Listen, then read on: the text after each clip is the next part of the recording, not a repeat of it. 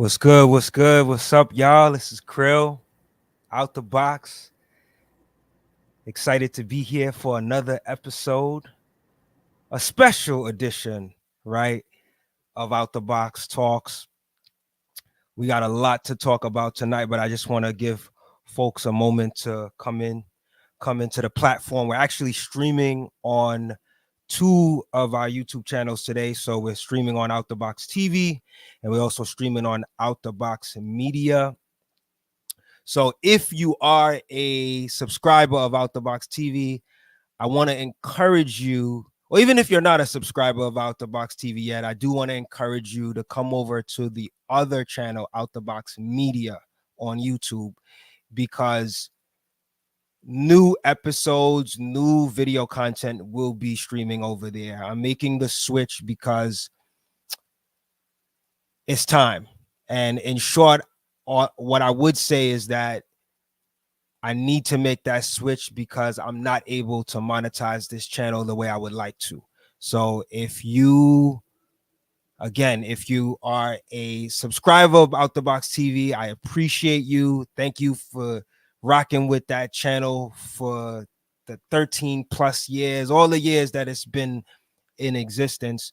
The content is going to stay on that channel, all the video content, but moving forward, we're going to be doing our live streams on Out the Box Media, the YouTube channel. So tonight I figured, hey, let's just stream it on both channels so that, you know, people that already subscribe to Out the Box TV on YouTube get it, as well as the new people who are also subscribe on Out the Box Media. So yeah, and there's some content on there on that channel as well, Out the Box Media. It's more like review content, music review content. So there's stuff on there.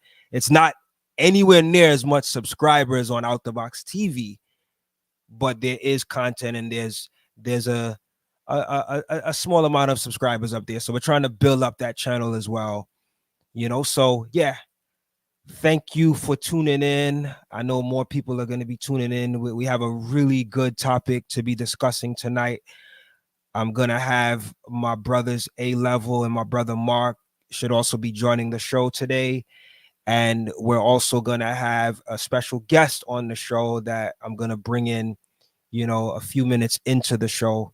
So yeah, man, we have a special topic that we're going to be talking about. If you've been following us on social media, whether it be Out the Box Media on Instagram or Twitter or, you know, Facebook, we've been talking about this topic.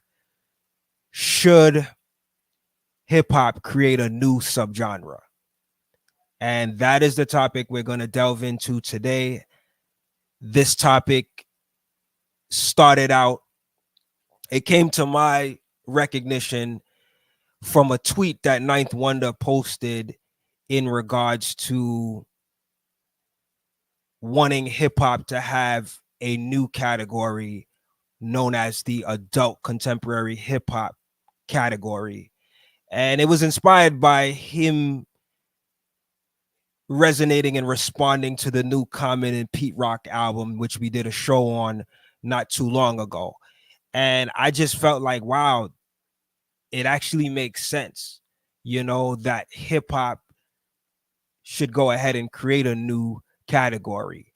And that conversation, or that post that Ninth Wonder made on Twitter, led into feedback from the hip hop community and also a response from the legendary Q-Tip of A Tribe Called Quest, where he responded to it on Twitter. I think his post, Ninth's post, was on July 12th, and Q-Tip's post was on August 1st, where he responded that the category adult contemporary hip hop might be a bit divisive, but he also sort of seemed like he was in agreement with the change, so that if we were to create a separation or a new name, that he felt like traditional hip hop was more suitable, because it would avoid ageism in hip hop. So some very interesting conversation has come out of that. I made a post on Instagram, and a lot of people have engaged on the post on Out the Box Media on Instagram. This is a topic that we could speak for a long time on, and I'm really delighted to be able to bring my co-host on the show today and the special guests we have joining later on.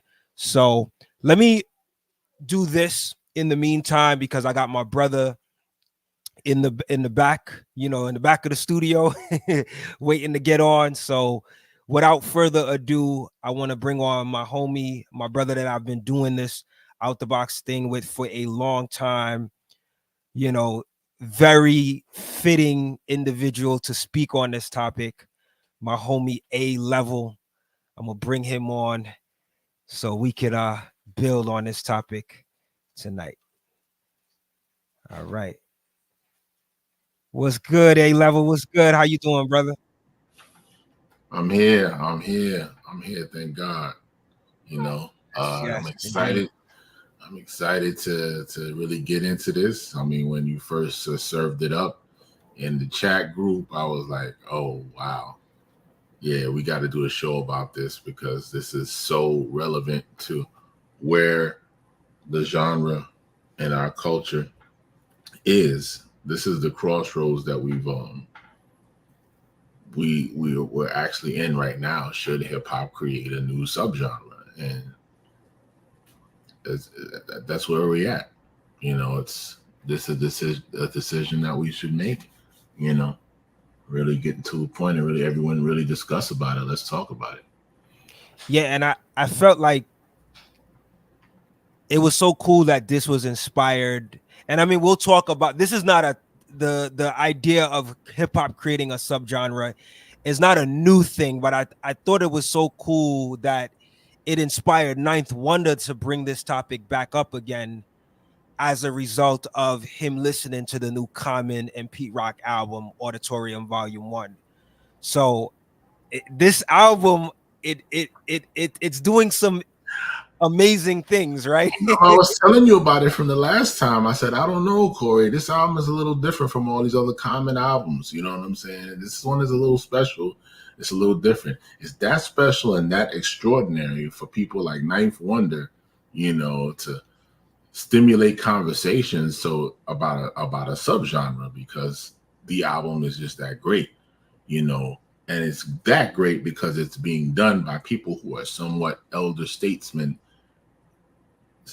polished elder statesmen, people that have made some classic, legends. These are made by legends. Legends are still doing stellar work, and that's what was inspired. I think that's what's inspiring about this project the most, to make stellar work and still be somewhat senior, so I think that's probably what really stimulated this conversation. Absolutely. And while you say that, I want to take a moment to bring in my brother Mark, who just joined backstage. So let me bring this brother in, who I'm sure is going to have a lot of good things to say about this topic as well. So welcome, brother Mark, to the show. What's up, y'all? Sorry, we did it again, right? Indeed, we did it again, right? I think we managed to do another show within a month, so props to us. Absolutely. Doctor always making a grand entrance. You know what I'm saying? Nah. Thank y'all for having me. How you doing, man? What's good? I'm good, man. Thanks for open up the discussion. I'm glad y'all. It seemed like y'all got a lot of traction even before we started the episode, and I'm glad the conversation has come up. Definitely. Yeah. Absolutely. Yeah, man. So a lot to discuss with this topic. I said earlier we're gonna have a special guest joining the show, and I'll just put the name out there. We're gonna have Olskool Ice-Grē from Abstract Mindstate, who will be joining the show in a few minutes to talk about his campaigning for the adult contemporary hip hop category, which should be interesting because I want to learn about his journey with that and what led him to go in that direction. So, but you know, to really delve into this topic, I have a few questions that I want to ask y'all and see how y'all respond to this. And I really just want to start with this idea or the question that we asked, right, in the title. Should hip hop create a new subgenre, right? Is that something that you guys feel just on a basis level is something that should be done? Yeah, I think so. Hip hop is over 50 years old. It's a genre that's over 50 years old. It's not 10 years old. It's not 15. It's not 20 years old. It's way beyond the point of its early beginnings where most people in the industry didn't even think it would be marketable. They thought it was a fad that was going to pass away like disco and everything else. Here we are still 51 years later, you know, that's a genre that's, you know, that's dominating culture, youth culture in particular, you know, and it's no longer just for the youth anymore. You know, before I used to always kill, like, you know, oh, you still rapping, man? You know, that's a young man's game. You still rapping? You know, nobody's doing that anymore. We're mature now. You know, that used to always be the conversation amongst a lot of my peers. It's like, you know, I'm not doing that no more. I'm not wearing these kind of clothes. I'm not doing that no more. I got kids now. Well, you know, look at us. We got kids now. And we're going through college and, you know, be soon putting kids through college, already putting kids through college. Mm-hmm. And we're still listening to this so-called quote unquote youth culture, you know, so, and it really needs to happen because ageism is killing the genre. The ageism is killing the genre. And because it's making a disconnect and the gap grow even larger and wider on something that's supposed to be some sort of a monolithic kind of thing, you know, when it's not anymore. You know, rock and roll got broken up. You got soft rock, heavy metal, you know, there's so many different places for that genre now. And there's different spaces and places for the music to exist, you know, that people will be excited about and listening to. You know, so why can't the same thing happen for hip hop now? You know, yeah, that's just how I feel about it. Nah, I can definitely agree with that. What are your thoughts, Mark? I mean, you know, to be honest with you, I really haven't been in the loop like that. So to understand that, like, there really has been a movement that is not something, you know, really Ninth when he brought it, when he really, you know, tweeted it out. It was the first time it was ever brought to my attention of that, of you know, that sentiment. And you know, I think that the also you also have to counter. You also have to, anytime you look at that statement that he made, you also have to sort of count, you know, right, juxtapose, put Q-Tip's argument as well too about how the term can be divisive as well too. You know, I think the two sides of the argument, you know, I don't really feel like there's a right or a wrong. But, you know, you really have to sort of keep everything in context. And I don't really know what happened after. I never really followed up between the back and forth between Tip and between Ninth. So I'm not really sure if there was more discourse afterwards, or who knows, they may even had a conversation afterwards. I would have hoped, you know, someone would have picked up the phone just to kind of clarify things. But, you know, once I saw those two statements paired against each other, I really didn't see anything else. And it would be, you know, I would like to think that at least that, you know, the conversation would have been continued more than just, you know, what was in the frame of 140 something characters, right. Which is, you know, a nice opportunity for us to kind of just really extend this conversation, because I do think it's important, and especially with it's this interesting time, you know. I feel like that anniversary, that hip hop anniversary, the 50th anniversary, really kind of, you know, as we look back now, even, you know, a year or so and change after, is really starting to be a watermark for the genre in itself, where, you know, like Al said, hip hop means so much more than it used to mean because it was so young. And now we're at 50, and with that there's growth, which I think is important, which is the ultimate blessing, because if there is no growth within any genre, within music at all, or an artist doesn't grow, or there's no growth in just your expression, your art, it will die. It guaranteed. If the same product keeps being put out over and over again, people are gonna get tired of it, and there's gonna be, you know, I hate to say disco or, you know, grunge. You know, these things, these are not even categories we even consider anymore. So now that you have hip hop has really made that growth, it's just a real testament to what it has survived and what it has become. So I think it definitely is a very worthy argument, and I think it's just very interesting now and very timely that it's being brought up on the 50th anniversary of hip hop, and also in the you know, in of a really, you know, what we're seeing now is a monumental piece that's been put together by two giants in hip hop who have been, you know, who are in their 50s, in the form of the Auditorium. And it's amazing what kind of discussion has been opened up. So, you know, I know we're going to keep it tight today, but it just really brings up you know, a pressing argument that I didn't even really know needed to be brought up. It's kind of a conversation I never really felt like we needed to have until we start having it. And you're like, wait a minute, I'm a kid from the 70s who grew up, you know, on the tail of disco and boogie music, and then you see now, you know, just the creation of hip hop in the aftermath of that, and now where are we now?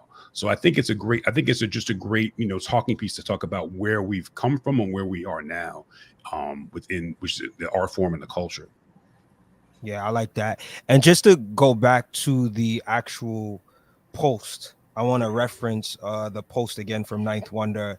It took place on July 12th, 2024. He said, "This Common and Pete Rock album begs the conversation I've been having with folks for at least 20 years now. Adult contemporary hip hop needs its own category. Word to Do It All from Lords of the Underground. We've been said this, homie."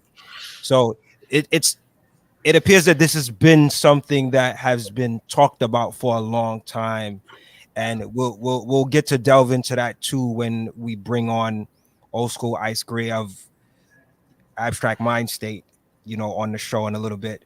But again, like I was saying earlier, A Level, it's so dope when moments in hip hop can inspire us to have this type of conversation, and that inspiration being the Common and Pete Rock album, you know. So props to them for releasing that type of project that has brought this conversation back to the forefront. And then really just to quote what Q-Tip had to say on Twitter, this happened on August 1st. He said, "Adding adult contemporary in quotes, category 2, hip-hop programming is divisive." So he's saying adding adult contemporary category to hip-hop programming is divisive. It would be nice to have everything in one pot, but if there is a need to do so, call it traditional hip-hop, as adult will make ages prejudge. And I have to say, I agree with that. I agree with Q-Tip's position, and I also agree with the reasoning why Ninth is bringing up the adult contemporary hip hop title, right, or category. So, what are you guys thoughts on that? I guess that communication between the two in regards to the 2 points that they hold. I think there's so many layers to peel away from that. The one layer is I like what Q-Tip addressed as far as it saying adult. That adult term is, like you said, it breeds ageism. Mm-hmm. And what you're doing is you're suggesting that we need to say that it's adult because the young music that's coming out nowadays we don't identify with and we don't agree with it. So therefore, there needs to be a place for adults. So we go right back into the ageism argument again, which is divisive, like Q-Tip was saying. I don't know if traditional is it's probably a better way of saying it, right? Even though it kind of means the same thing. Traditional basically is the kind of boom bap, whatever, hip hop or authentic, and how it was originally created, like it's with its original principles of b-boy, graffiti, breakdance, that whole vibe and element, as opposed to drill music and all of this other stuff that it seems to be the music of the day right now. So that's more contemporary. So I guess that's the whole point behind it. I like the traditional term better, just like Tip said. They got traditional jazz. They got swing jazz, bebop jazz, and Mark can speak on a lot of this stuff, right? Because he grew up on jazz in himself. So you got jazz fusion, you got light jazz, the CD 101.9 type of jazz. That's how old I am. CD 101.9 doesn't exist anymore. You know what I'm saying? But I remember that. Look at that genre. How old is jazz, by the way? Funk Doc, you can help me out. How old is it? Yeah. I mean, over 100 years. Yeah. I mean, over 100 years old.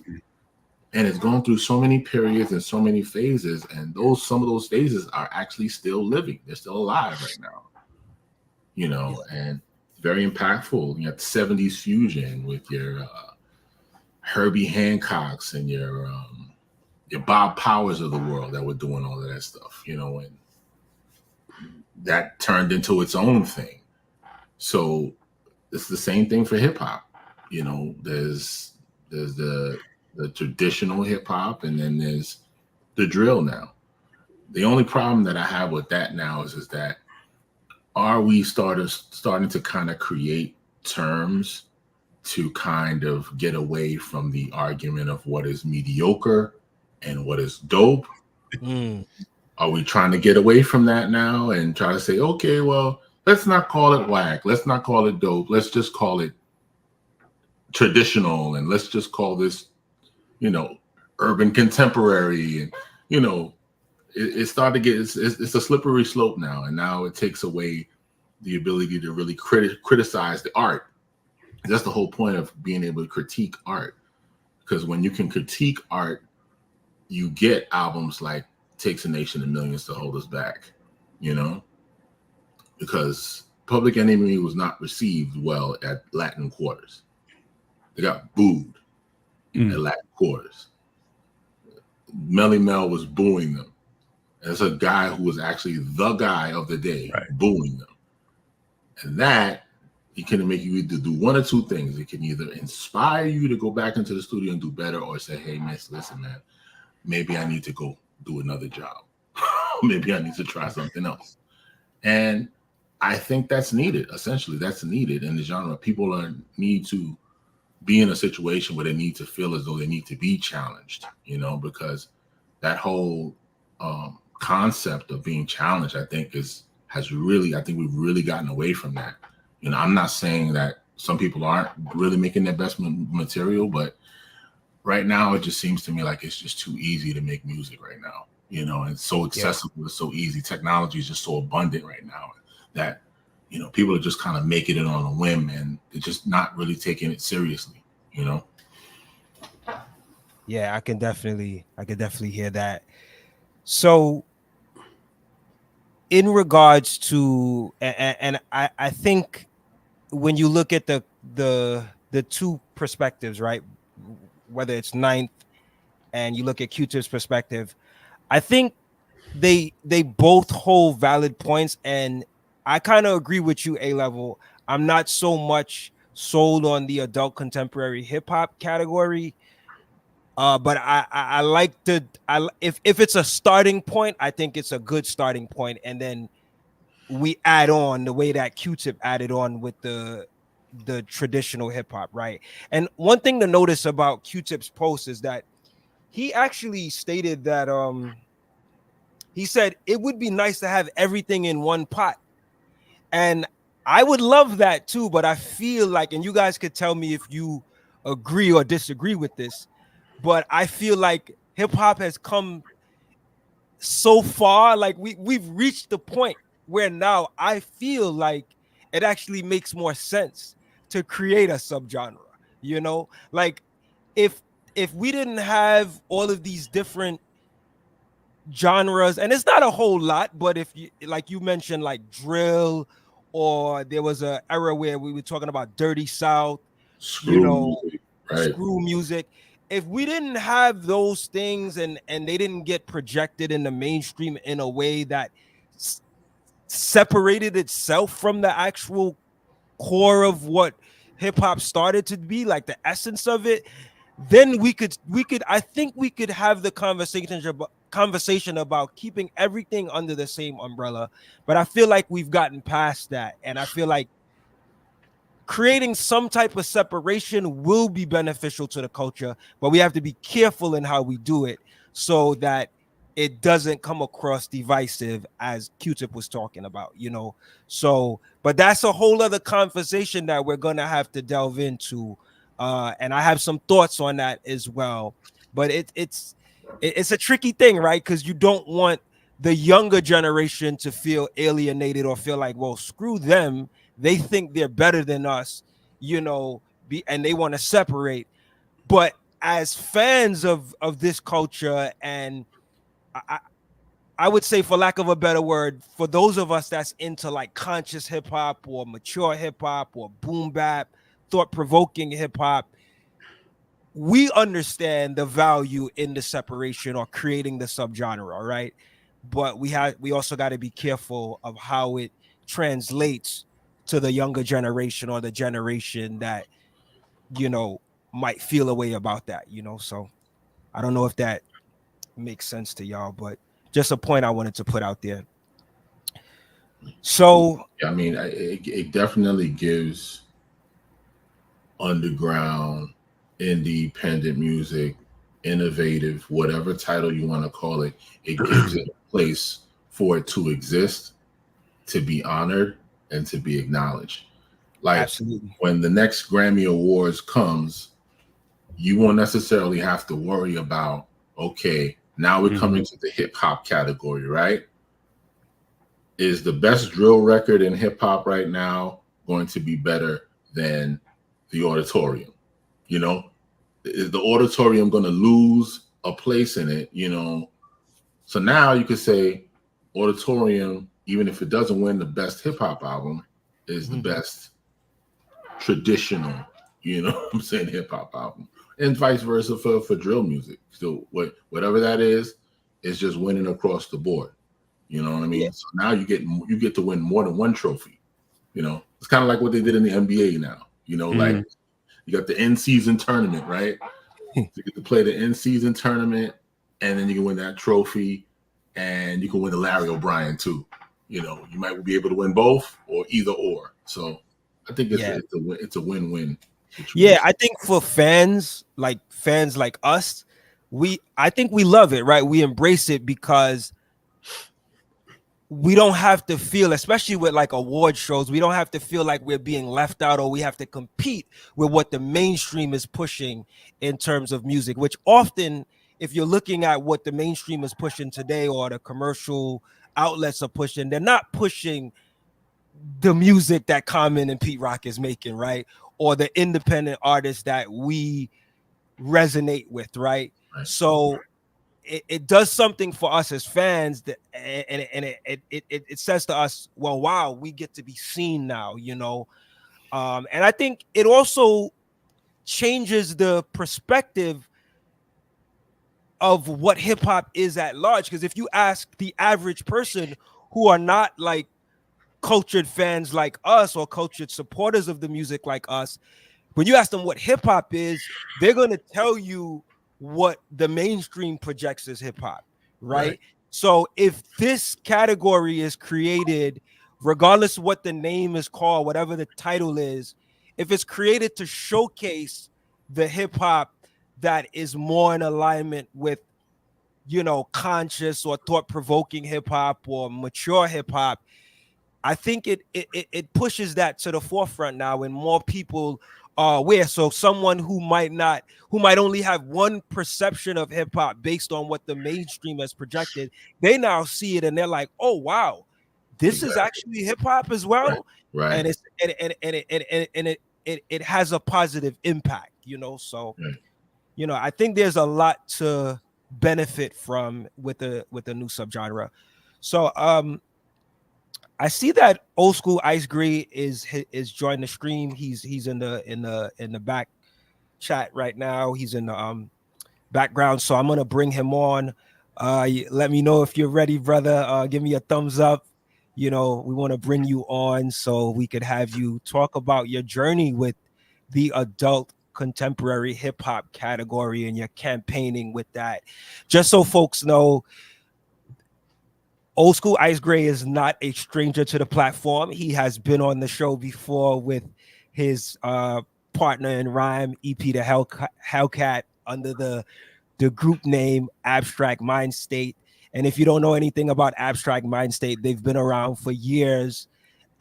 Really sort of like a pioneer group in my understanding in Chicago. They've done a lot of like really impactful things in the Chicago hip hop scene. And, this brother hit me the other day and really hit me to his journey with campaigning for a subgenre change in the form of adult contemporary hip hop. So I want to bring him on so that he can express his journey with that and give us some viewpoint on what it was like, campaigning for that title. So without further ado, welcome to Out the Box, my brother Olskool Ice-Grē. Gree. Ice-Grē, yeah, I'm sorry, Olskool Ice-Grē, my bad, brother. welcome. What's happening, y'all? Peace. Peace. What's going on? Yeah. What's So up, yeah, brother? man, the topic I got, I saw you guys were touching on it, and I got super excited because I actually have been campaigning for a few years now. I actually took the time to write a proposal to the Recording Academy. I had their interest in adding this category. And my goal is adult contemporary hip hop is what I called it. I've actually been calling my group Abstract Mindstate's music that for over 20 years. So I looked at it. I thought it was something, I felt like it was something I made up or something that I was, and it's a few people out here that's using the term. But what I like to say is I'm trying to galvanize and unite all of us that's on the same page so we can together collectively push it through. Because I did what we call, I stepped out and did the heavy lifting and actually wrote a proposal and submitted it, like I was saying, to the Recording Academy. And I had their attention. It was considered, from what I was told, it was considered heavy. But they ultimately passed on it. And instead of, getting upset or feeling any kind of way, I just kept pushing. And I presented my proposal to another award show called the Hollywood Independent Music Awards. And that was in 2023.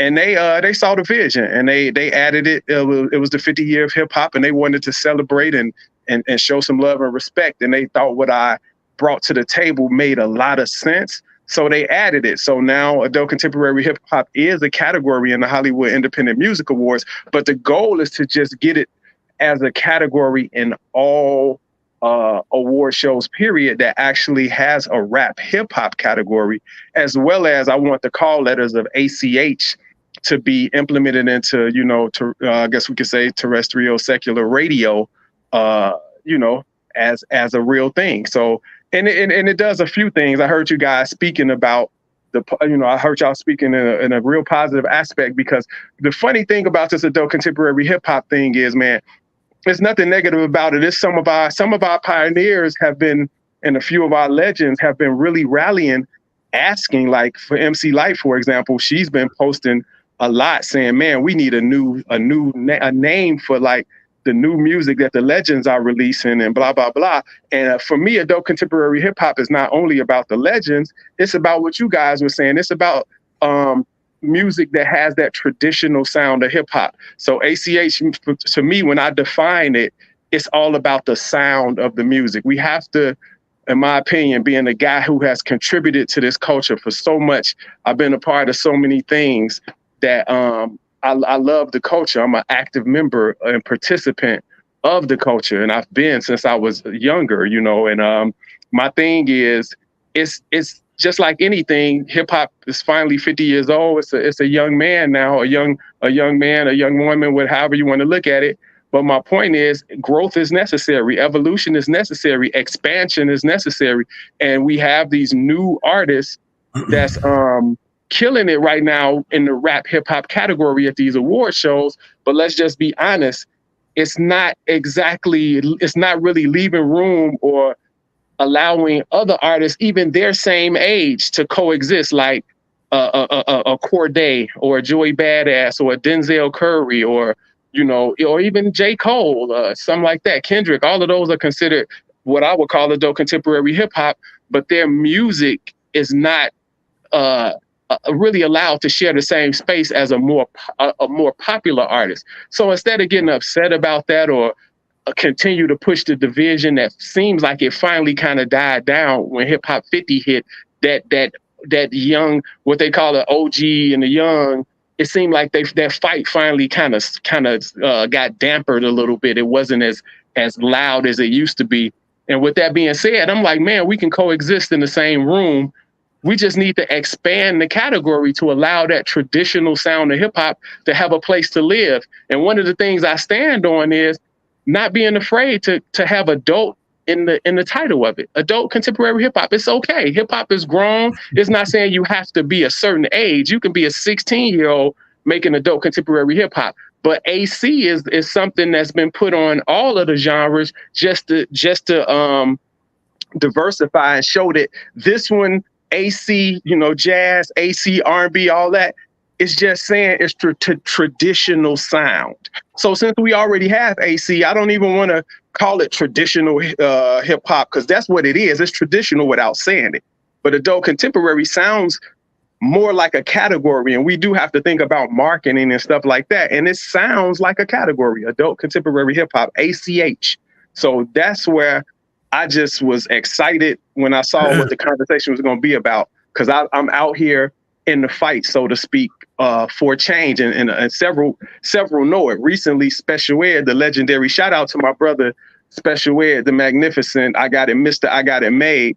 He's really, him and several others are really behind me on this, to the point where he posted it, and people been hitting my DMs crazy since he posted it just yesterday. I done spoke to several legends.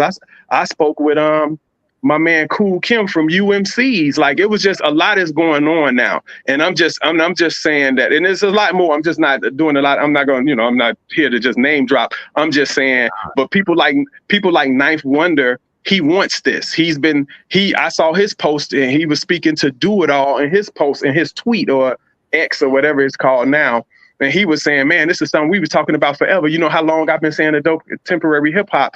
And, so I'm here to get all us together. If everybody is too busy, I'm telling my peers, my friends, my fellow artists, my industry insiders, I'm telling them, hey, you got a guy that's on the ground. You all can stay busy, but we still can create this united front, galvanize, get people excited, and let's push this thing through, because it's about numbers, Right.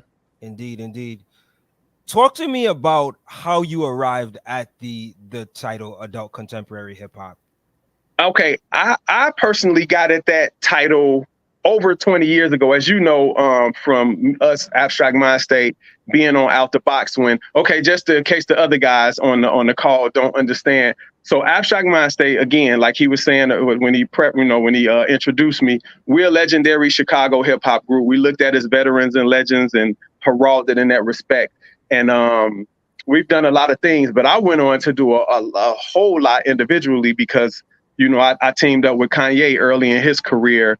And it's a long story of my life with him. Let's just say I spent like the last 22 years of my life being a part of almost everything he's done, as an artist, even helping being a part of that very, very small group of people that helped him become, the college dropout to get to that point of the college dropout. But less about him and more about the topic at hand. I got to that because I was trying to define our music. Abstract Mindstate always were a little bit ahead of the game. We maintain a soulful Chicago sound, but we was always a little bit different, which is why we called ourselves Abstract Mindstate, and we kind of wore that badge pretty proud. And I felt like our music was always, it never left the boom bap. It was all about being soaked, entrenched in the traditional sound. So I started calling it adult contemporary hip hop because I was like, I don't care how many years go by, how many kids start doing this, we're sticking with the boom bap. So I started calling our music adult contemporary. And again, this was over 20 some years ago. And I didn't think I can do anything with it. I had no idea that I could actually make this thing real. And to my good buddy, Jay Ivey, who is a 3-time Grammy Award winning spoken word poet, who actually got the Recording Academy to separate spoken word from the audiobook category. They used to just smash spoken word and audiobook into one category. But because he was doing so much in spoken word, he was like, this is not fair. You all have to give spoken word its own space. And I'm gonna write a proposal to break down, why it's necessary and get the support and the references and all of that. So when I told him about he already knew about me and adult contemporary hip hop, but when I told him I really want to make it a real thing, he was the one told me I could write a proposal. And I was like, really? I can actually, this is something that I can make real? He was like, yeah, man. He said, are you still because I was a voting member years ago with the Recording Academy with the Grammys. And I said, no, man, I haven't been a voting member in almost 10 years. He's like, well, first of all, you got to re-up your membership so you can be a part of the system. And once you re-up your membership, then you can write the proposal and present it to the award team. And so I went through the process. So that's why I said I've been kind of rallying for 3 years, because I went through the whole process of whatever it took to get it. And at the time, nobody was speaking about this. I'm so happy that Ninth is speaking about it. I'm so happy that MC Light is speaking about it. I'm so happy that LL is coming back and he's talking about how in all his interviews and his press run, all he's talking about is he trying to show people that they can steal. When they ask him, why do you do it now, L? He said, because I'm trying to show that at this point, you can still do it. I just want to show that it can still be done. You get what I'm saying? So it's and he sounds amazing right now, but that's what started my trek with the adult contemporary hip hop thing. Me just trying to find a home for a name I felt like music we made and several others like ours, how it sounded. Right. Krill, could you just turn on the applause button for this brother right here? I'm gonna give him a manual applause. And I'm gonna salute you. Absolute, man. Appreciate it, bro. For real. Thank you. That needed to be done, like you said, brother, in the whole 20-year stretch. Krill, he can attest to it. I've been an advocate, golden era kid. Yes. Would be like, where is our place in all of this? Man, come on, man. Are we gonna get extinct? It's like, and you saw that there's a place for this, because if we could get happy at the Grammy Awards for Nas winning for King's Disease, come on, man, that was a win for everybody. Like, hey, you know what else was a win? Your man's, or we'll say our man's, because we're of the community, is Killer Mike sweeping that joint. Yes. Come on, man. Shout out to Killer Mike. I was so excited because that was such what I would like to call a thoughtful adult contemporary hip hop album. And it killed. And I'm gonna tell you why he snuck up in there and took it. He snuck up in there and took it because he did what most of our peers won't do and just say, you know what? I'm just gonna put my, I'm gonna submit mine and rally and see if I can get on this ballot. And his went from the ballot to being voted on to he messed around and won. And my thing is this: I'm not trying to take away. Let me be very clear. I'm not trying to hate on or take away the space for the Gunners and the Ice Spices and the Young Thugs and 300, all these guys with these names. I'm not trying to even, hate on that they got the ball right now. I'm saying, why not let Ice Spice and MC Light exist in the same room? And if MC Light isn't as popular, right? Since rap hip hop now gravitates, I mean that category. When I say this, the rap hip hop category seems to gravitate towards the most popular artists, the most Billboard worthy artists, the most social media driven artists. Okay, I'm not here to fight that. That's what happened. If that category of rap hip hop evolved to that, instead of fighting that, let's expand it. Let that one stay, but let's expand. That word, I have to keep being, I got to be redundant saying expand, because people be thinking you trying to knock something out or take something away or change. No, we're just trying to expand. We're trying to say, okay, if there's a front door in this house, at some point in building homes, somebody said, you know, it'd be great if we had a back door. What about if we had a back door too? You know what I'm saying? Now we don't have to just go in through this door, but this same house, we can go in through this way too. So that's what I'm trying to bring when I talk about adult contemporary hip hop. I'm not trying to scare my peers or scare my legends and icons who I respect so much. I don't want them being afraid of the word adult, because AC is just what it is. You know, it's representing the traditional sound of whatever that genre is. And in this case, it's adult contemporary hip hop. Yeah. I noticed in the article that you shared with me, I'm trying to remember the website. Which one was it? The one with the guy Punch, or was it one of the MC Light joints? Was it Indigo, the website they interviewed you about your journey with the adult contemporary hip hop? Oh yeah. I was just on. Oh man, I'm bugging out. I was just, because I just did 2 interviews. I was on. Wait a minute. I was on B-Boy Underground. Was it B-Boy? Yeah, I was on B-Boy Underground a couple of nights ago, and the other night, like either last night or the night before last, I was on another one. I forget the one I was on. I'm gonna actually look it up real quick, because there was something that you said in that article in regards, and you alluded to it tonight too, where you were saying it's not just about age, right? Right. It's not about age at all. Adult contemporary hip hop has nothing to do with age. But go ahead. Right. So I wanted you to expound on that, because right. You know, like, there are artists out there that still fall into the hip hop category that might be 18 years old, you know, or even younger than that, right?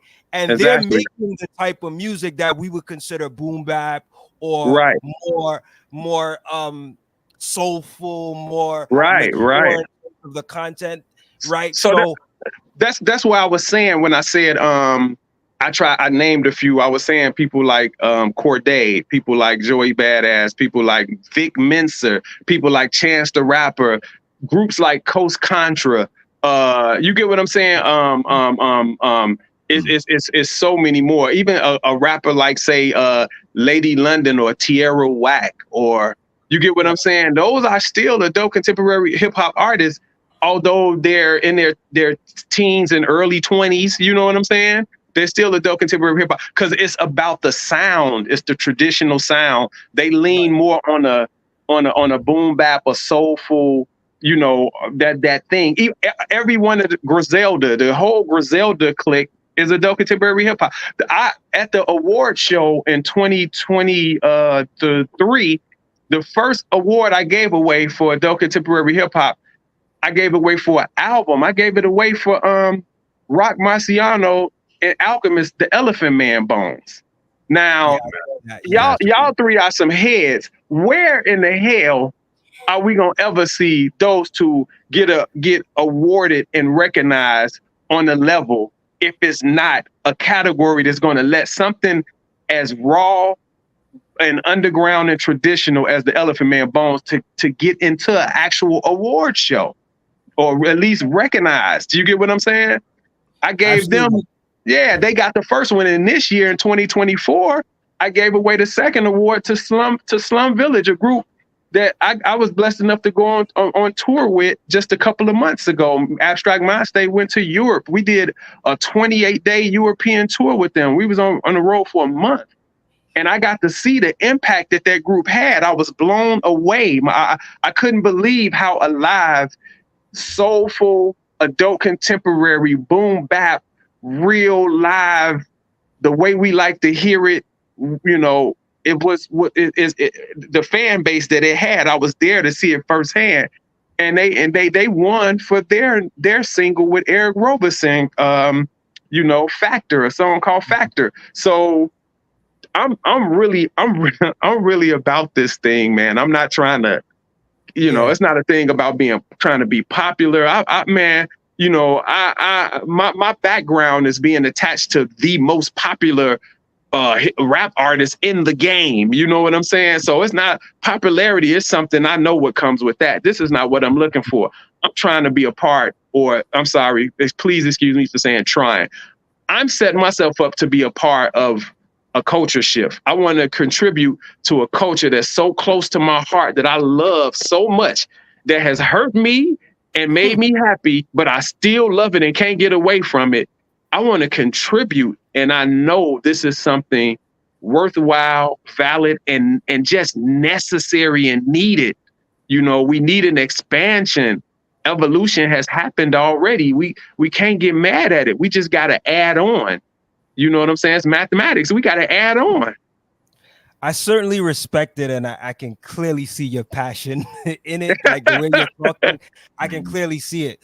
I just wanted to go back to the term adult contemporary, and I want to stay on it too long, but okay. The reason why I brought up those younger artists, right? Like, how do you plan to deal with the pushback that you would get for someone who say, well, I'm not an adult, so why put me in that category, right? Even though I do what we consider the traditional hip hop that we're talking about. Like, how do you explain that or deal with the pushback? I will explain it exactly. A piece of what you said. I'll say the sound of your music falls into this category. Now, if you don't want to submit your music for this category, fine, no love lost.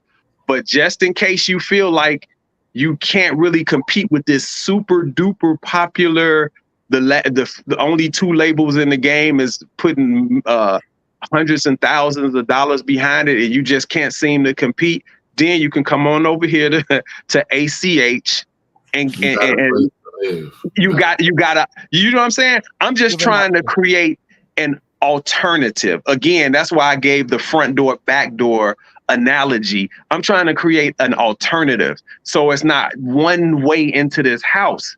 This house has another door. You get what I'm saying? Brother, it's kind of like, go ahead. I want to hear what you said. Everything in what I'm hearing and what you're talking about is one word for me: coexistence.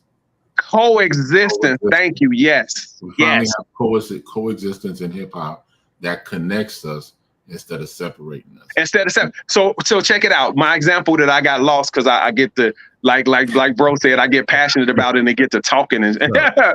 But one of the things I wanted to say, and I want to deal with the word coexisting because you was right on time with that. What I was trying to say was, take a Hollywood Independent Music Awards, right? I'm just using that as my example because it's a place that has accepted adult contemporary hip hop, but it also has a rap hip hop category. Now, take an artist let's use real artists right now. Take an artist like Ice Spice. Ice Spice enters her music into the rap hip hop category and she wins. MC Lyte enters hers into the ACH, the adult contemporary hip hop category, and she wins.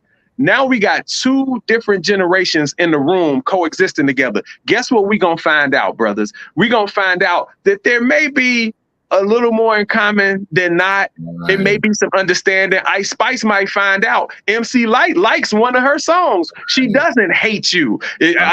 MC Lyte might find out Ice Spice actually knows who she is and respects her and may look up to her. But we can't never get these people in the same room because it's not enough room. Right. Do you get what I'm saying? You're doing too much of this, like.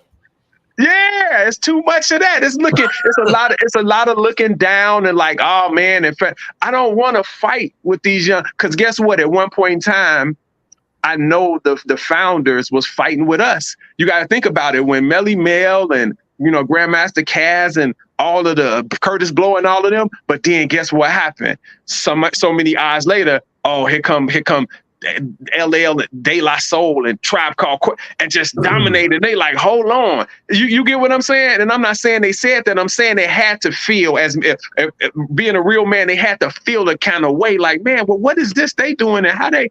So my thing is, go ahead, what you said.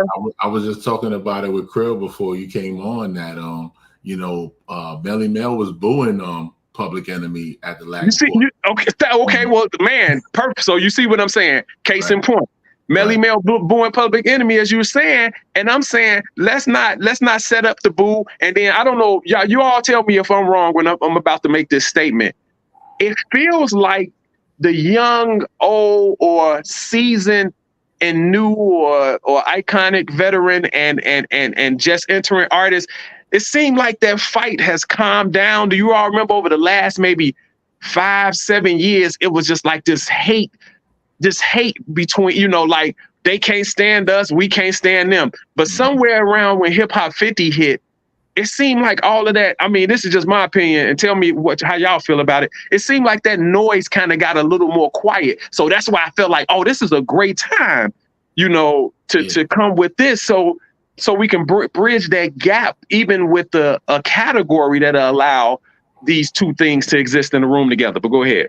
It died down and it seemed to come out even more. I don't know if everybody was noticing when you see guys like Busta Rhymes at the BET Awards accepting the awards and feeling the need to address the young. Right.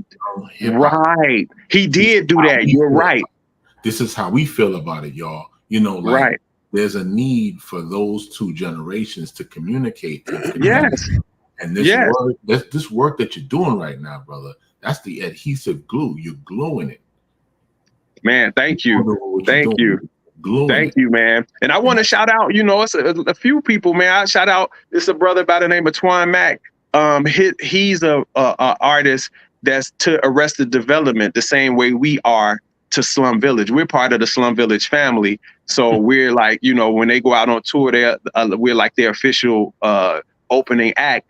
Twan Mack is Arrested Development's official opening act, and he wears the brand, adult contemporary hip hop. My purpose of bringing him up is he actually embraces that as his brand. And me and him, he contacted, and to show you how cool it was, when he saw what I was doing, he got right at me in the DMs like, yo, bro, we need to talk, and it was love. It wasn't no thing like, hey, I've been saying this. Where did you come from? No, it was like, bro, we need to talk. We on the same page.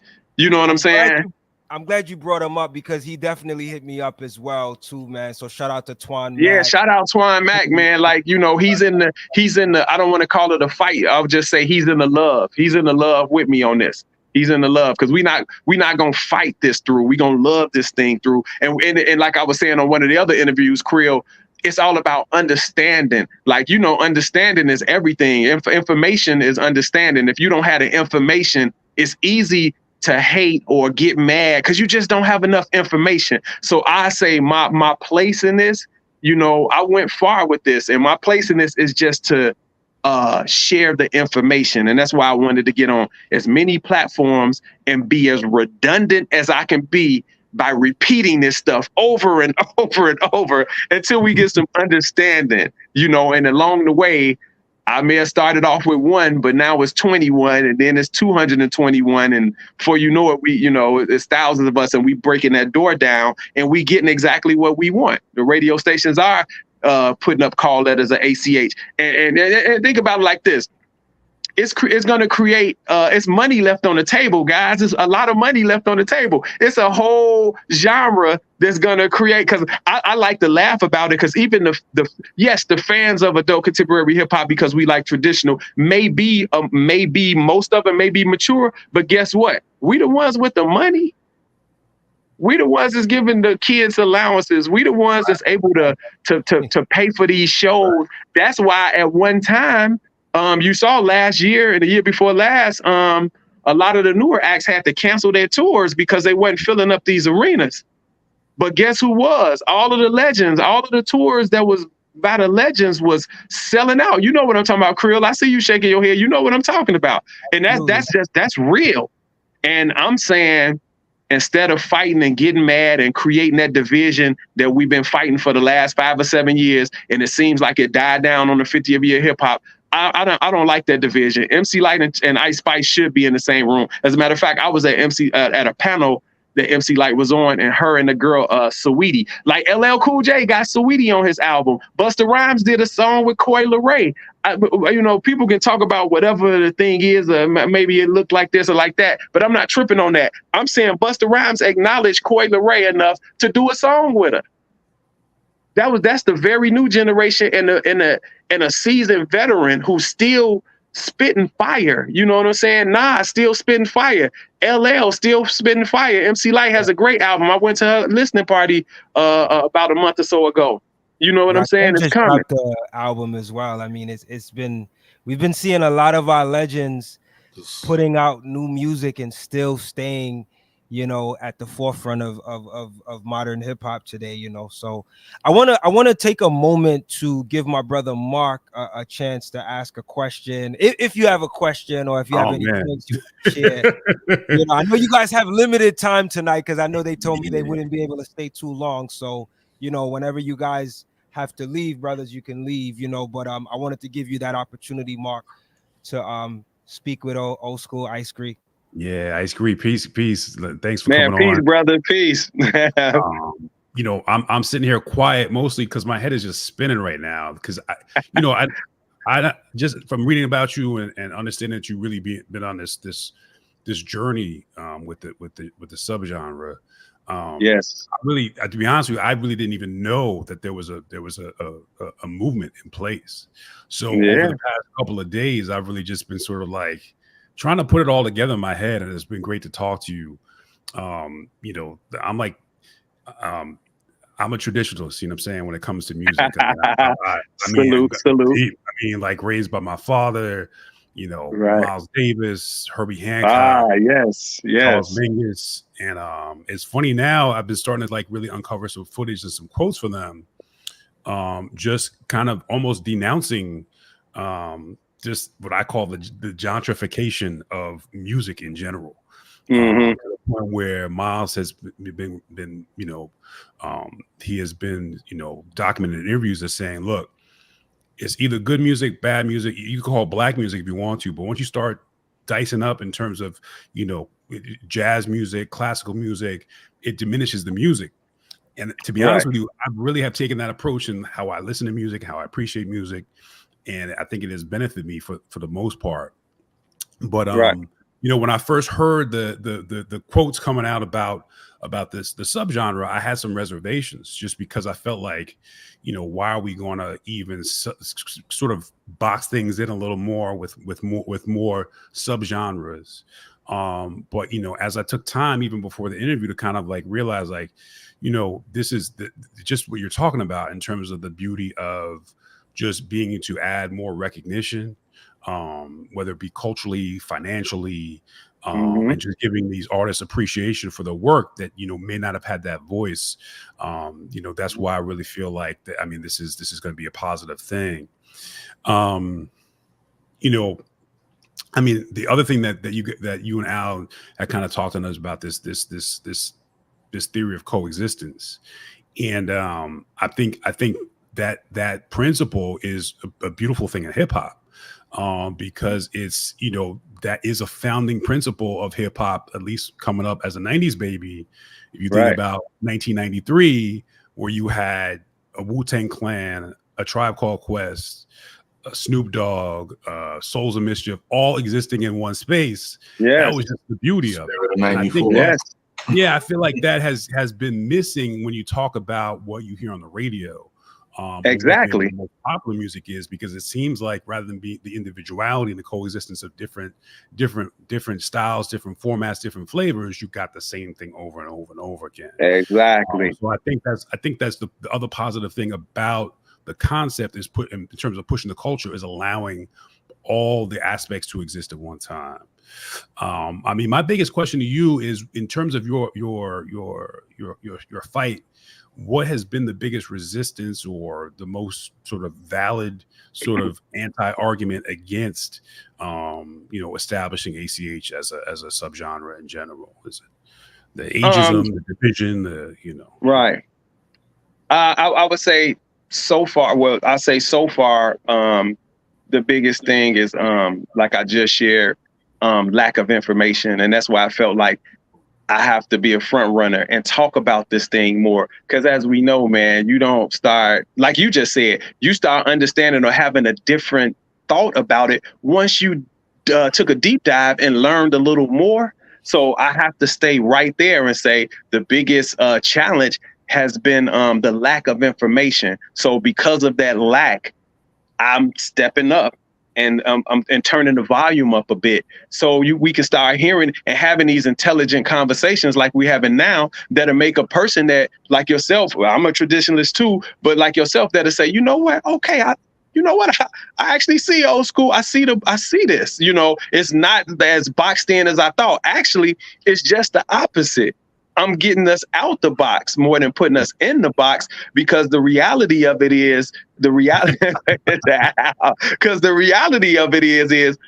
these genres, call letters, and all these things, they exist in music, and we're still holding on to those. So if we're going to hold on to them, instead of letting them just age until they crumble, it's kind of like the we'll say like what can I say, like a teacher who won't let go, and he's just gonna just keep going and beat you with it. These genres have been sitting there the same way for so many years.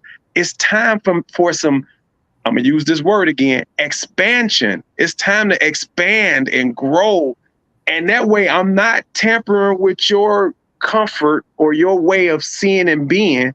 But let's add on. Let's expand. You know what I'm saying? Let's let a younger teacher assistant come in with that older teacher, and now the room is a little bit of what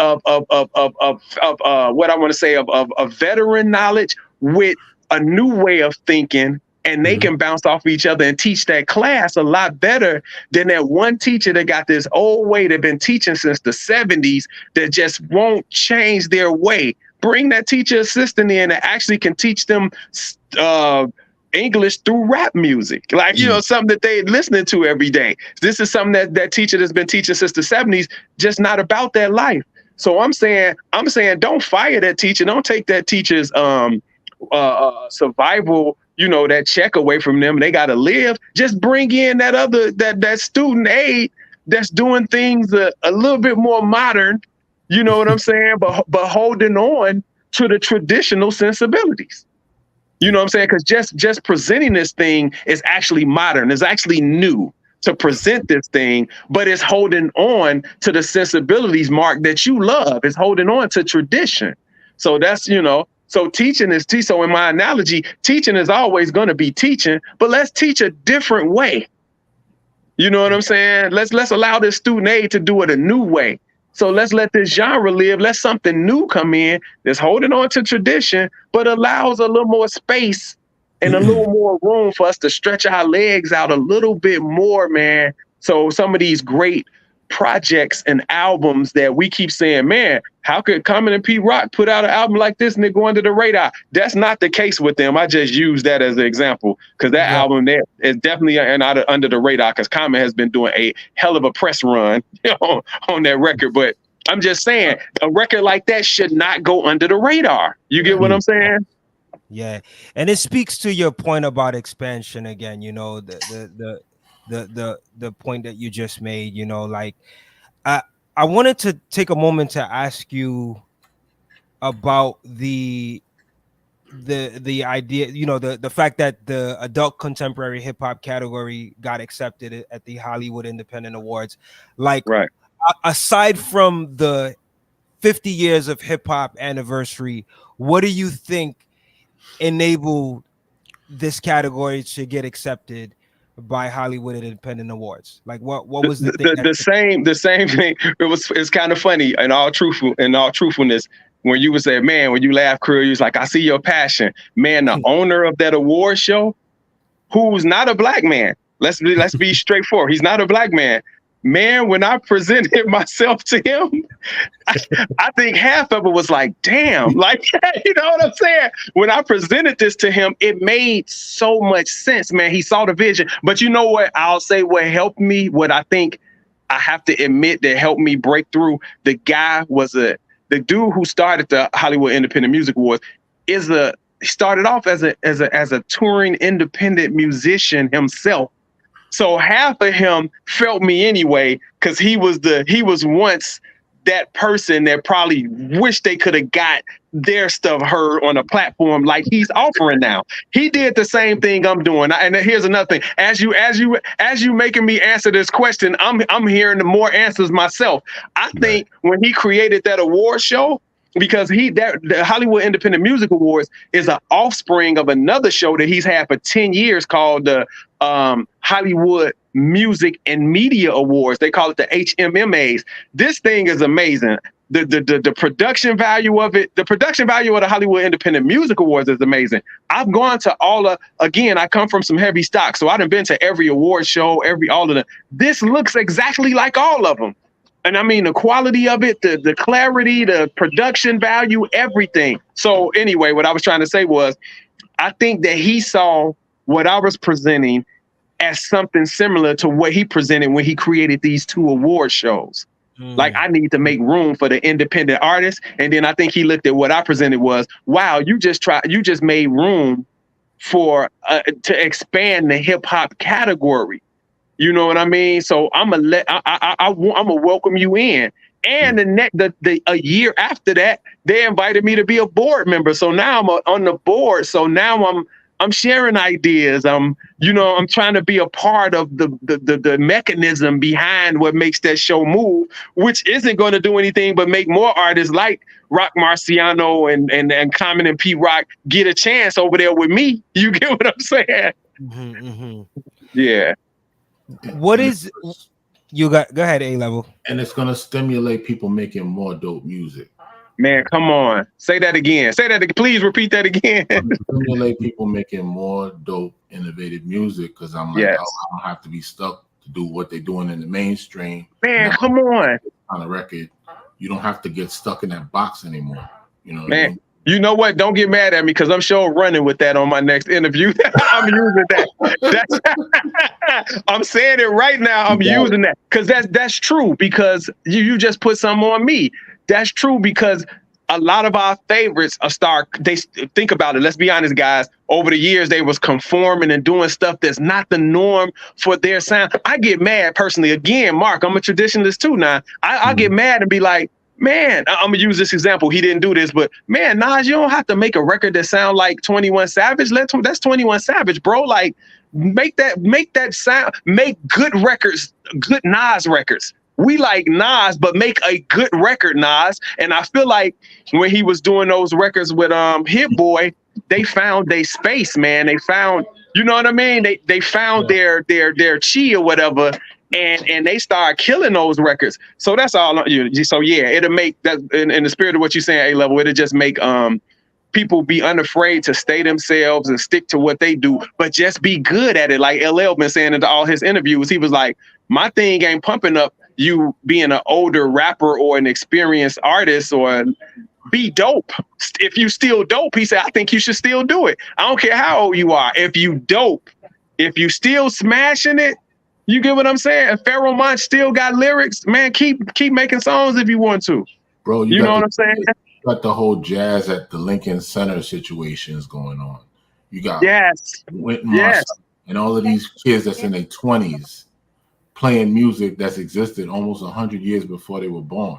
You know? Come on, A-Level. Come on, man. See, I'm talking about playing what's today's music. You know what I mean? Right. Playing good music. You know, right. No matter what the genre. Right. So that's what I'm saying. See, y'all getting me hyped. If I ain't hyped enough, I'm getting more hyped than this. Man. So let me ask you this, Olskool, in regards to beyond just this category being accepted in award shows. Right. What is your vision? Let me ask you, do you have a vision for this beyond award shows? Like, and how do you see it impacting the progression of hip hop? I know you've alluded to it a little bit, but let's I'll build on it. I'll build on it. Yes, I not only just the category and award shows.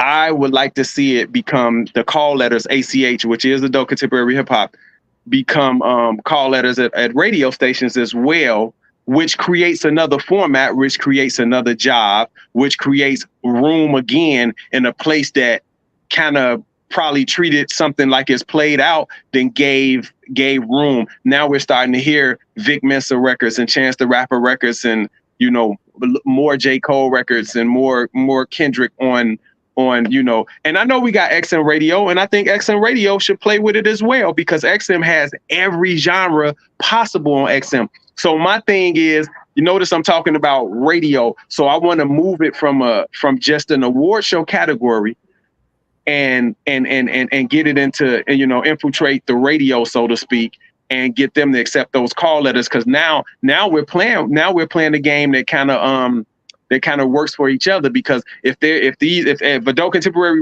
hip hop records are getting recognized at award shows, that means that they're selling, they're impactful. So now the radio should play it. So if you all feel like, hey man, again, I got to leave room for all these popular records that Atlantic and the Atlantic, music group and Universal is then dominated and spending, whatever to keep them playing.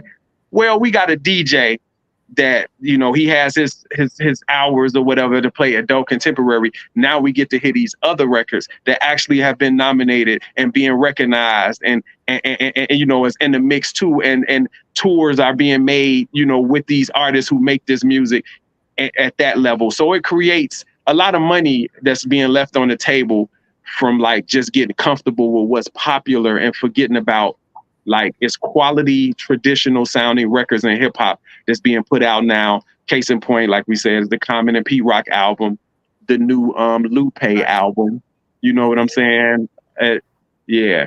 I have a perspective on how I think this would be, because I'm always thinking about the younger generation. A-Level, we talked about drill music earlier and the impact it has on the younger generation.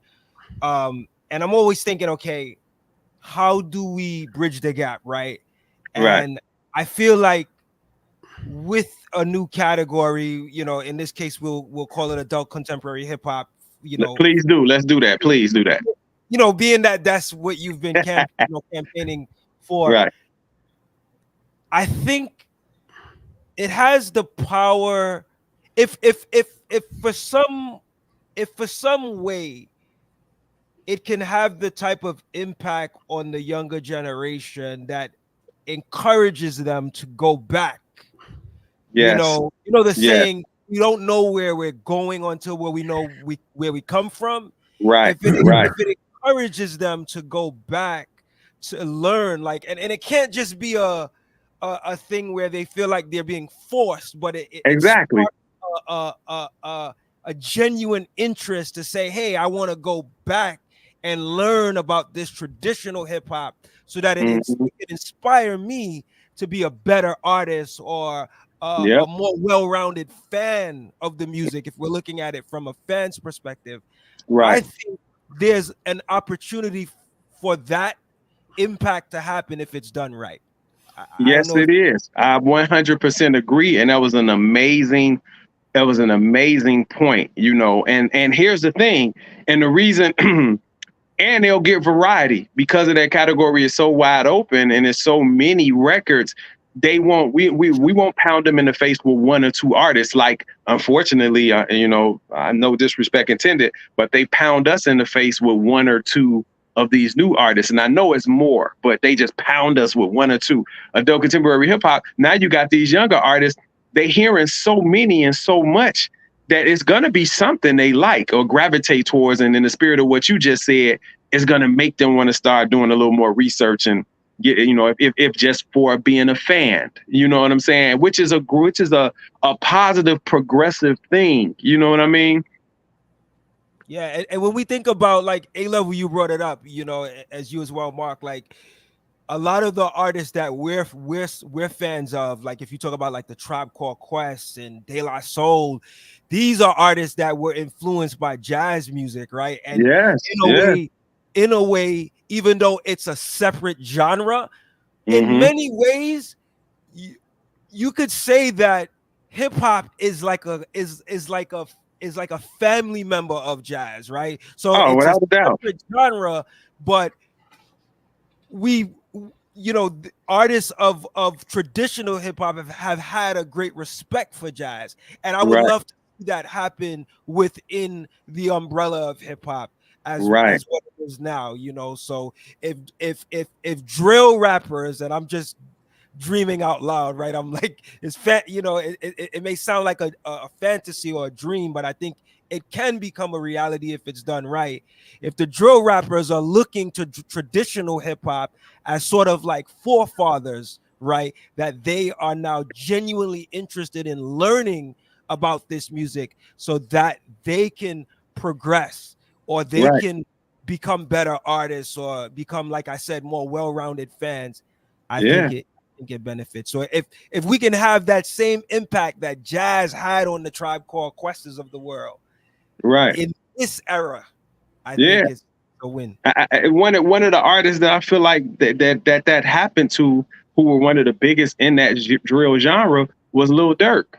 Lil Durk, actually, his last album was really a evolution or growth of him saying, kind of realizing what he's been doing, the negative impact it may have had, but bigger than that, you saw his change and his influence from what looked like it had to be somewhere. I know kind of some of the insiders, and he do have what you call some OGs around him, or some big bros, or some, you know what I'm saying?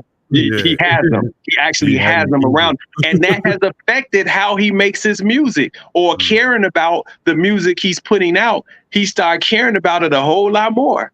You know what I'm saying? And things are changing. And that was just from what you were saying, Krill. That was just from him learning a little information. I mean, when you working with people like Kanye and Drake and all of these people, you start realizing, wait a minute, let me, you start wanting to know about the other side. Like, let me see what they doing over here. The artists I'm starting to collaborate with aren't drill artists. I just named them because they're not drill artists. Dirk was on the onslaught of being on a bunch of records that was not drill artists, So, and I'm speaking directly to what you put out there so lovely, is that, man, his exposure to that, or the OGs that was around him and said, no, man, you need to check out who this is that's trying to work with you. That dude is this person, or that girl is this person. And then he got a little more to it and said, oh shit. And now you like it. You know what I'm saying? And that's all we trying to do, is keep the love and diminish this separation. It's just not, we don't have enough time for separation.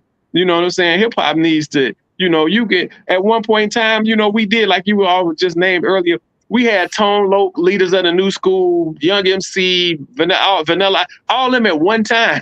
Like, in the Word Up magazine, and all that, everybody was in one picture. It was one thing. Nobody, and guess what? Nobody sounded alike. Not one. Nobody sounded the same. And it was okay. So I'm just trying to push that, Krill. I'm trying to push that it's okay to not sound like, it's like it's about 4 artists now that to me are like the best at doing the thing they do now. And everybody else is kind of like offshoots of that who just jumped on the bandwagon. I'm just going to put it like that. It's about 4, maybe 5 that's like, okay, they are the ones that you know what I mean? Y'all know what I'm saying without just getting into names. Like, okay, you do what y'all do really well, but the rest of y'all, like, come on, man. Like, you know what I'm saying? Yeah. I get it. It's like this, having that spotlight on the traditional hip hop. It may seem like it's separatism, but it's really just putting a spotlight on it so that these artists could shine a little bit more. You can learn from them. So I get it. Yeah. It's bringing some. In a sense, it's bringing so you got the slim fit jeans, you got the regular fit, and you got some that's skaters still like to wear baggy. So let's stick with that. You get what I'm saying? Everything don't have to be slim fit. You know what I mean? Everything don't have to be like, you know, let's bring it back. Let's get it back to traditional regular fit jeans. Like, you know what I'm saying? It's fighting back against the same system to try to separate us. Exactly. Exactly. It's using the same separatist mentality or warfare and just twisting it around. And yes. You know, but man, nothing would please my heart than anything else in this world. Not just because I like the album, you know, but the auditorium with Common and Pete Rock. If that wins the Grammy this year, that's good for Common, but even better for Pete Rock. Exactly. He can win his flowers. And exactly. 2 wins will happen for him. Yeah. If he wins that award, OGs are relevant again. You know, yeah. I remember, who was it? Was it Slim Thug and one of these young guys that disrespected him and saying, you know, who's Pete Rock or whatever like that? Oh, yeah, that was, somebody, who was that? Yes, I forget what, yes, you right. Somebody did, was like, who? Yeah, and because they asked Pete Rock on like Drink Champ something, was he offended by that? And he's like, you remember who was that? I forgot. I forget who it was, but yes, A-Level, yes. They dissed him. You disrespected him, man. You know, you know, who are you, OG? So if he wins that, this is me. This is Pete Rock. Exactly. All these young people know, like, you know, he won. Right. Maybe I need to go listen to Mecca and the Soul Brother. Exactly. That's the beauty in Killer Mike winning to me. How many young artists probably said, wait a minute now, Killer Mike, he won 3 grand. Like, hold on.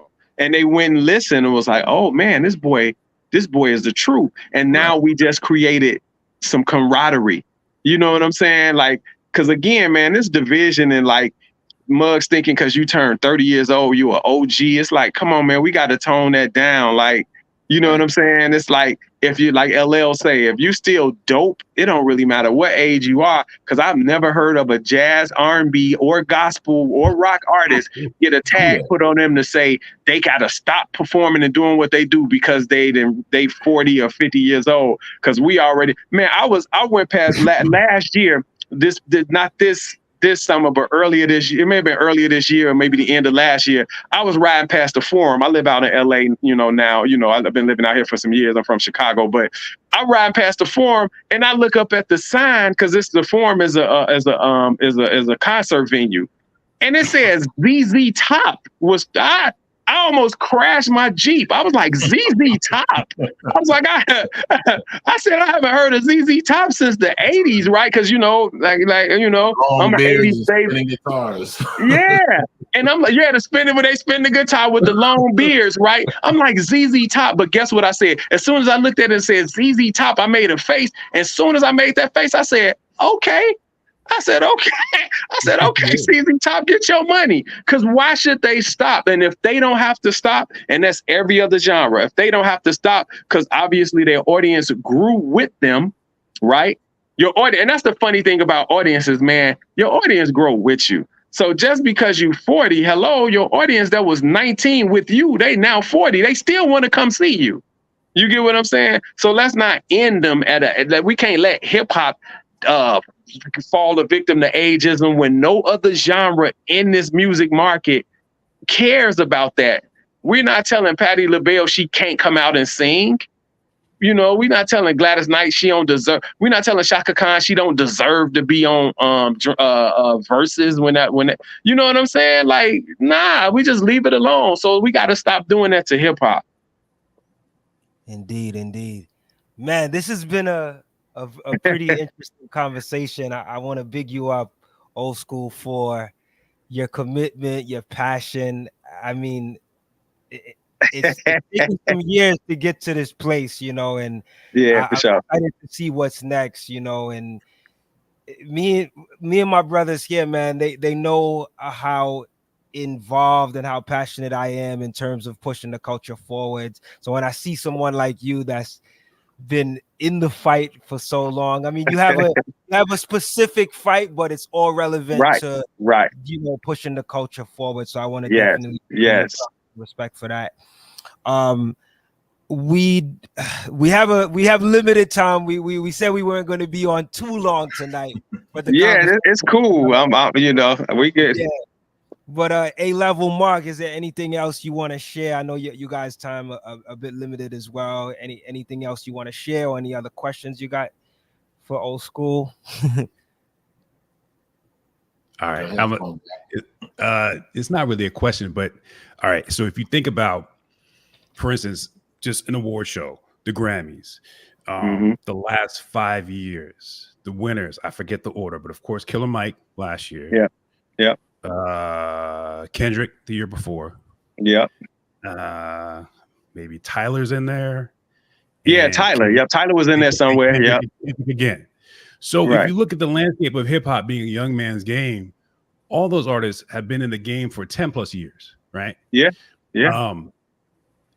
You could also make the counter argument if you kind of took and picked and chose some of those albums to maybe fall into the adult contemporary hip hop lane, you would open up another lane for last year for Travis Scott, for a future Metro Boomin. Exactly. So you could also make the argument that the younger artists could get a little light shine, like the drill artists. Yes, it opens up. It opens up some room for them too, because everybody's not stuffed in that one category. And may actually, like Al said, provide that impetus, that encouragement to make a better drill album. So when we talk about ageism and how certain subsets are sort of discriminated against by division, as you open up those lanes, you don't really know who's being discriminated against. Right. So you can make that argument that the younger artists would actually be able to thrive and make better music with an additional ACH category. So right, man. Shout out to you, bro. I like that perspective. Yeah, that's great. And Creel, I thought about when you were saying even more. I just want to say this, and then A-level, say what you're supposed to say. But I'm starting off with just trying to get adult. Excuse me again. I said trying. Erase that. I'm started off with working towards getting ACH just in as a category to be recognized. But a bigger goal, and the people at the Grammys know this too, because we talked about this. A bigger goal is to get that category and have subcategories under it. Best adult contemporary hip hop single, album, music video. You know how they do with all other genres? It breaks up into all these different video. So it ain't just the best adult contemporary hip hop. Just album or single or whatever. We start getting categories within that. So then it opens it up even a little bit more because, okay, for example, Joey Badass may win video because he got a traditional hip hop sound and video, best adult contemporary hip hop video, but the album was won by Common and P Rock.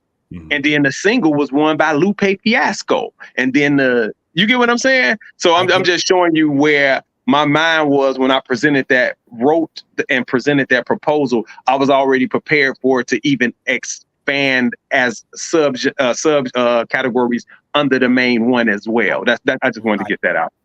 No, that's a good point. That's a good point. I wasn't even thinking from that angle, so I'm glad that you brought that up. Yeah.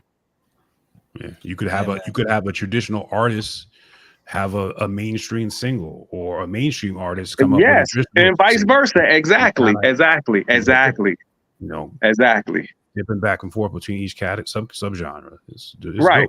And here's the thing: you can still put your album. Adult contemporary hip hop artists can still submit their album to the rap hip hop category. Now, they might get elbowed out over popularity, but you might make it like a Killer Mike. But wouldn't it be nice to have a couple of options? Like, you know what I'm saying? When they went to, we've been watching the Olympics, all week, right?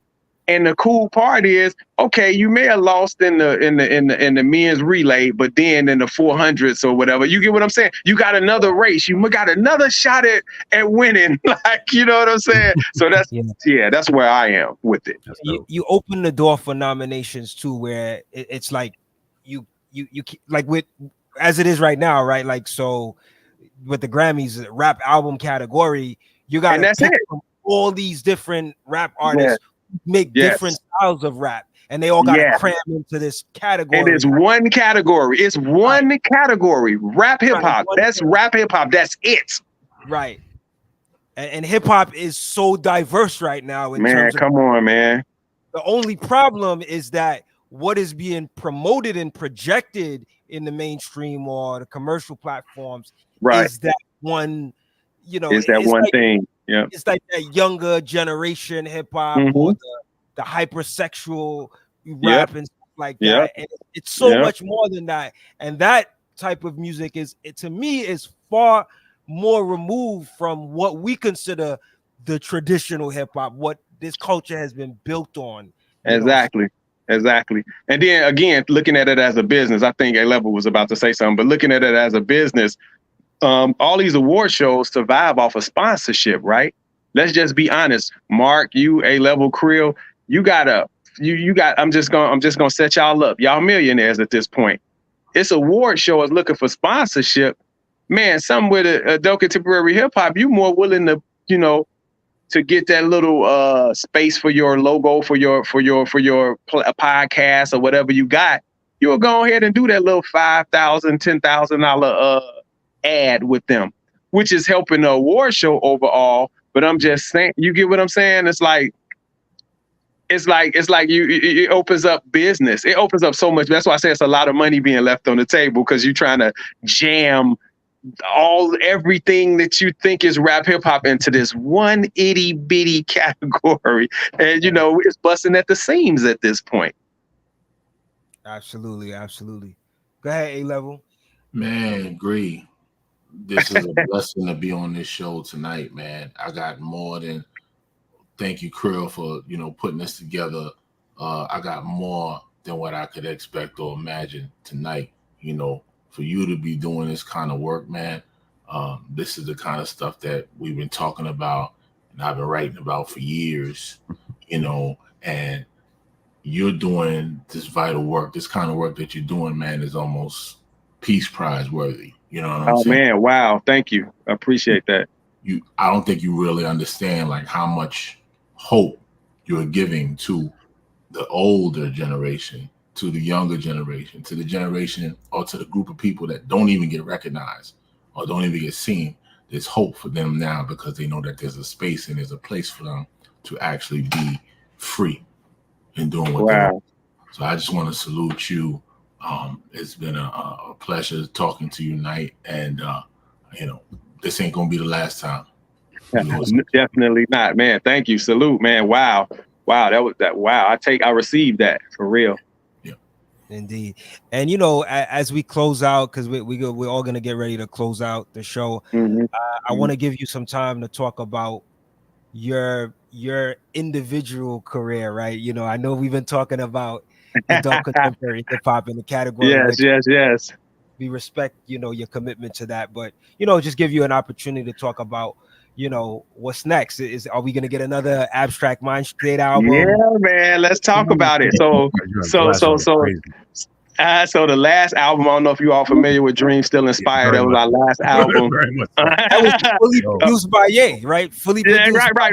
Look. The only album in existence produced solely by Kanye West. You know what I'm saying? He's done a lot of music, a lot of projects. He's even done EPs. When we were in Wyoming, when we did those every week, we were dropping a new EP. Kids See Ghosts, Tiana Taylor, Nas, Ye, the album Ye, all that. But we were the only ones that he's ever even not the College Dropout wasn't even just him. He had a couple of producers on there, but our album, it'll always be a classic because it's the first and only album fully hands-on, Ye only, no other producers. So we can run with that. But with that being said, that album, which could have been handled a lot better, being all honest, it was a lot going on in Ye's life at the time, and we kind of were what's the casualties of war, so to speak, and our project didn't. It was a great project and the people loved it, but it didn't get that, the cosigns and stuff because of whatever he had going on. But my point is saying that is this: the beauty in him feeling that it was that we needed to come back, and his words were the world the world needs Abstract Mindstate. He said we were going to heal people and save lives because that's what our music is about. The beauty in that was young RJ from Slum Village was moved by the project, but felt, man, that deserved a lot more. So he reached out like, yo, give me a shot. And I'm like, what? You know, I'm like, what? Yeah, give me a shot. Let's do it again. Let's run it back with one producer and the artist. I'm like, come on, bro. Is this Dilla's protege calling me saying this? You know, is this a member of the renowned? I got so much respect and love for Slum Village. Of course we can do this. So so put it in perspective, man. We have a new album. Yes, Creel, we have a new album fully produced by young RJ at Slum Village. We're trying to have it out in October. We're trying to release the album by October. Yeah, I'm actually going to Detroit. EP and I'll be in Detroit the 22nd through the 25th. Just putting some final touches on that thing and maybe seeing if we can find some magic in a couple of more songs, but pretty much just putting that final like let's just say if we was building a house and we got a bunch of wood in there, we putting that varnish on there and that shellac. You know what I'm saying? It's already stained. We just got to varnish it and shine it on up a little bit. And so that's what I got that on my hands. The new Abstract Mindstate album is called The Art Project. That's the name of it. The Art Project. And yeah, thank you. We got that. We also put out, when we was on here before, we was telling y'all about a documentary we did, and that documentary is it was getting circulated. We were in what do you call it, film festivals in 2022. It really did well. It was accepted as a feature documentary. People loved it, blah blah blah. But all we ever did was private screenings, and we did private screenings in 5 different markets, right? And it went great, but it's never been released to the public. So I'm in the middle of a few things right now to finally get that to the public so they can see that Abstract Mindstate documentary and so the world can fully understand, you know, who we are and what it is and why somebody like Kanye and Slum Village and Common, why do they, you know, all of these recognized, huge recognized names, David Banner, all these, why do they mess with us? Who are we? Like, what's to Abstract? That documentary answers a lot of questions. And I just did a deal with a company called Good Docs. They're one of those. Remember in school, guys, when we were in school and we had to go to the auditorium and watch these movies and stuff, and you might wonder, where do those movies come from? How does these schools, grammar school, high schools, and universities, how do they get these films? Well, Good Docs is one of those companies that supplies educational institutions with these. We did a deal with them, so ours is in that now. So in a short minute, our documentary, all the educational institutions from grammar school to higher education will be able to get our, you know, documentary in their schools, right? So, but along with that, I'm working on some things to get some platforms, get it on some platforms that gives it a little bit more exposure, even if it's some pay-per-view, you know, independent joints. I'm working on some things now, as well as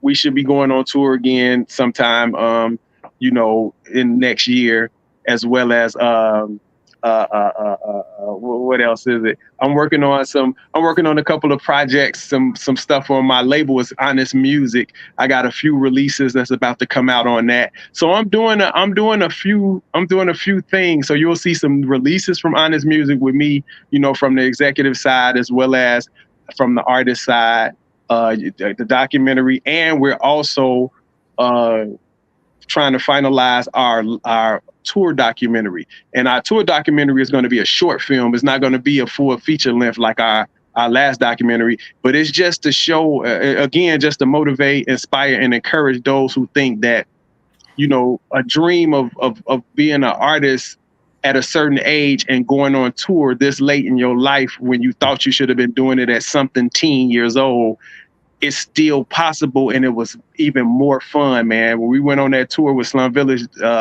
back in May, and you know, from May 4th to April 5th, or May 5th to April 4th, however it was amazing. And I captured that moment, and we turning that into a tour documentary, man. So you guys can see the behind the scenes of a 50-some-year-old hip hop group out here on the road, man. It's so Right. crazy. You know what I'm saying? Man, So That's that's the it. hardest working man in the ACH business. Talk to me, Creel. What you saying? I heard you meant to say something. I said it's good to know that you got a lot that you're working on that Yeah, man. be looking forward to. So definitely keep me in the loop with that, you For know, sure. with the progress and stuff, especially with the new album and Right. the adult contemporary hip hop category. Yes, You know, yes. that's with that. So yeah, man, I want to thank everyone for tuning in tonight that checked out the show. As you can see at the bottom of the screen, I'm encouraging you guys to subscribe to the Out the Box Media channel via YouTube. For those that already subscribed on Out the Box TV on YouTube, I'm going to be moving a lot of the new content to the Out the Box Media channel. So go over there and subscribe there. And I just want to thank, my guest on the show, Olskool Ice-Grē. Thank you Yes, again yes. for being here and all the work you're doing, for hip hop. And my brothers, A-Level and Mark, man, thank you all. We had spoken a few times this week to figure out what would be the best day for all of us to gather, right? Because we're on different schedules. And they were the schedule was a little bit, we had some trouble, right, with the schedule, but my brothers came through, man. And Listen, we were man, able to do the show together. we have to get the date night through, man, but we made it. We made it. Yeah, Look, man, thank y'all for pulling it together and welcoming the brother on. Absolutely. Indeed, man. Yeah. So yeah, thank you again. And I feel like this is a topic that we probably are gonna have to come back to this topic because we got a chance to address the adult contemporary hip hop title. But I think there's even more room for us to address just expansion, like you said, in hip hop, Yes, right? yes, So yes. for just for traditional hip hop in general, and Right. the different directions we can go to push the culture forward even more. So I feel like we're gonna have to do another show, brothers. For But sure.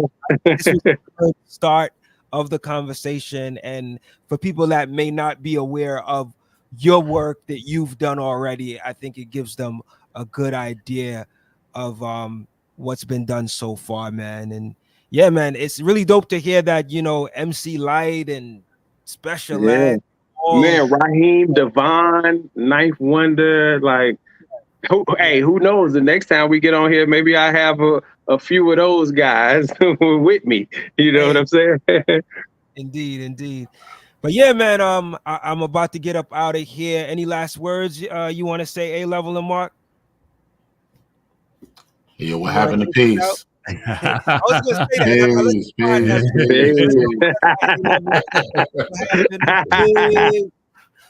Give me it one more time, A-Level. Hey, what happened to peace? Peace. Peace. All right, y'all. Much love, man. Thanks to everyone that tuned in. We'll catch you on the next show.